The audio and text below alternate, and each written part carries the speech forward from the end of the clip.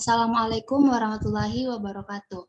Pada kesempatan kali ini kami dari kelompok 11 akan mempresentasikan materi yang berjudul pengklasifikasian pajak langsung dan tidak langsung. Perkenalkan saya Nur Salsabila sebagai moderator, Sukma sebagai pemateri pertama dan Laude sebagai pemateri yang ketiga. Baik, kita lanjutkan saja kepada materi yang pertama. Kepada Saudari Sukma, saya persilahkan. Terima kasih kepada moderator. Saya akan membawakan materi tentang pengertian pajak. Pajak pada satu sisi merupakan sumber penerimaan negara, tapi pada sisi lain merupakan beban yang harus dipikul oleh masyarakat sebagai manifestasi terhadap keberadaan negara dalam rangka memberi perlindungan atas segala kepentingannya. Pajak menjadi indikator kemajuan suatu bangsa dan negara, karena pajak dapat diibaratkan sebagai aliran darah bagi manusia. Menurut Sugianto, pajak adalah suatu pungutan atau iuran wajib yang dilakukan oleh individu atau badan kepada suatu daerah tanpa imbalan secara langsung yang seimbang. Dapat untuk dipaksakan dengan berdasarkan peraturan undang-undang yang berlaku yang kemudian digunakan untuk menyelenggarakan pemerintahan serta untuk pembangunan daerah.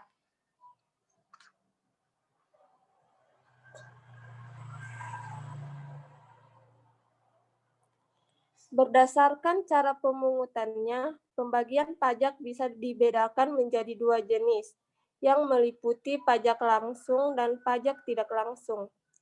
Pajak langsung yaitu pajak yang bebannya harus ditanggung sendiri oleh wajib pajak yang bersangkutan dan tidak boleh dialihkan kepada orang lain. Seorang anak misalnya tidak boleh mengalihkan pajak kepada orang tuanya.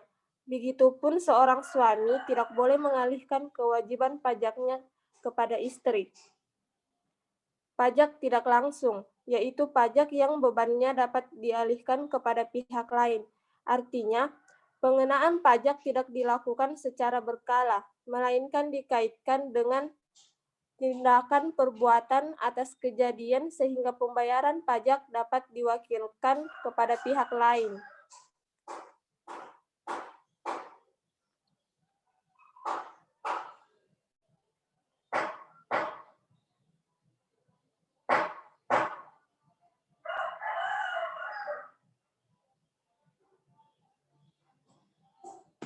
Baik, itulah tadi pemateri pertama. Materi yang kedua akan dibacakan oleh saya sendiri. Yaitu cara menentukan itu adalah pajak langsung dan tidak langsung ialah dengan cara melihat unsur yang terdapat dalam kewajiban pemenuhan perpajakannya sebagai berikut. 1. Penanggung jawab pajak adalah orang secara formal yuridis diharuskan melunasi pajak. Kedua, penanggung jawab adalah orang yang dalam faktanya memikul terlebih dahulu beban pajaknya. Yang ketiga, pemikul pajak adalah orang yang menurut undang-undang harus dibebani pajak. Jika pada pajak langsung beban pajak menjadi tanggungan wajib pajak dan tidak bisa digeser kepada pihak lain, pada pajak tidak langsung pembayarannya dapat ditanggung oleh pihak lain. Pajak ini juga tidak mempunyai surat ketetapan pajak tertentu, maka pengenaan pajak pun menempel pada suatu tindakan dalam keadaan tertentu yang tidak dilakukan secara rutin. Untuk mengenali pajak tidak langsung, terdapat 3 unsur yang dipenuhi. 1. Pihak yang menjadi penanggung jawab pajak. Dialah yang berkewajiban melunasi pajak secara formal yuridis, terutama jika pada yang bersangkutan terdapat faktor atau kejadian yang memunculkan sebab untuk tidak dikenakan pajak. Kedua, siapa yang berperan sebagai penanggung pajak berarti ia yang secara fakta dibebankan oleh pajak tersebut. Yang ketiga, siapa yang menjadi pemikul beban pajak, yakni ia harus menanggung beban pajak sesuai undang-undang yang berlaku. Kesimpulan dari 3 unsur di atas adalah pajak langsung biasanya berlaku pada penjual.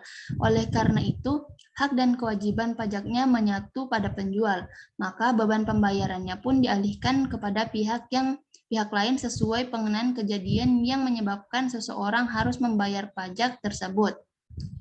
Selanjutnya akan dilanjutkan oleh Saudara Laude. Dipersilahkan. Ya, terima kasih kepada moderator. Ya, saya akan membacakan materi ketiga. Adapun jenis-jenis pajak langsung dan tidak langsung ialah sebagai berikut. Yang pertama, pajak langsung. Pajak yang juga dikenal dalam istilah PPh diatur dalam Undang-Undang Nomor 7 Tahun 1983 tentang pajak penghasilan yang diubah terakhir kali dengan Undang-Undang Nomor 36 Tahun 2008. Jenis pajak ini dikenakan terhadap setiap tambahan kemampuan ekonomis yang diterima. Pajak ini akan dibebankan kepada seseorang subjek pajak baik berupa orang pribadi ataupun badan.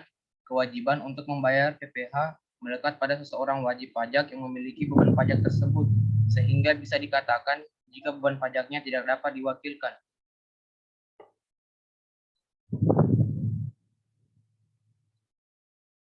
Yang kedua, pajak bumi dan bangunan atau PBB diatur dalam Undang-Undang Nomor 12 Tahun 1985 tentang pajak bumi dan bangunan yang diubah terakhir kali dengan Undang-Undang Nomor 12 Tahun 1994. Jenis pajak ini dipungut karena adanya keuntungan ekonomi atau adanya kedudukan sosial ekonomi yang lebih baik bagi orang pribadi ataupun badan yang mana mempunyai suatu hak atas bumi dan memperoleh manfaat atas bumi. Kemudian memiliki bangunan, menguasai bangunan, dan memperoleh manfaat atas bangunan tersebut. Yang ketiga, pajak penerangan jalan. Pajak penerangan jalan atau dikenal dengan sebutan PPJ merupakan jenis pajak yang akan dibebankan pada pihak yang menjadi konsumen atau pelanggan penggunaan listrik. Yang keempat, pajak tidak langsung. Yang pertama, pajak pertambahan nilai. Pajak ini dikenal dengan istilah PPN. Subjek PPN adalah pengusaha yang melakukan penyerahan barang kena pajak atau BKP yang dikenakan pajak berdasarkan Undang-Undang Pajak Pertambahan Nilai. Yang kedua, pajak bea masuk. Pajak ini merupakan pungutan dengan jumlah tertentu yang ditetapkan oleh pemerintah dan dikenakan terhadap barang-barang impor yang masuk ke Indonesia. Besaran biaya bea masuk tersebut sudah diatur dalam Peraturan Menteri Keuangan Republik Indonesia Nomor 6 per PMK 010/2017. Ketiga, pajak ekspor adalah jenis pajak yang akan dikenakan oleh pemerintah pada suatu kegiatan-kegiatan ekspor. Objek pajak ekspor sendiri adalah barang kena pajak dan jasa kena pajak, serta pajak ekspor ini akan dibebankan kepada seseorang wajib pajak sebagai pajak pertambahan nilai atau PPN. Baik, itulah tadi hasil pemaparan dari presentasi kami, kelompok 11. Adapun kelebihan dan kekurangannya mohon dimaafkan. Wabillahi taufiq wal hidayah. Assalamualaikum warahmatullahi wabarakatuh.